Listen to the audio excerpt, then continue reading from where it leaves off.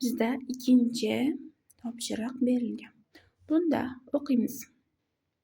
Bugungi taomnomada ertalabki nonushta uchun tuxum qovurish aytildi. Rustam 2 ta, Anora 1 ta, Omina va Sarvar 3 ta tuxum yeyishini aytdi. Berilgan menyu asosida tuxumlarni birma-bir qovuring debdi. Bunda bu tomonga qaraymiz.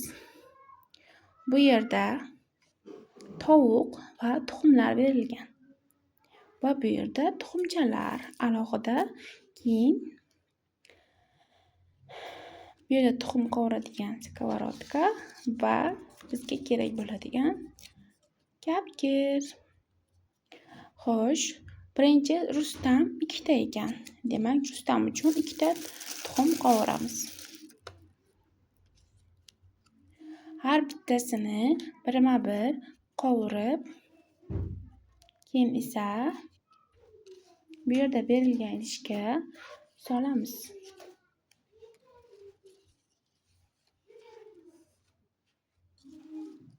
Mana bu idishda solamiz.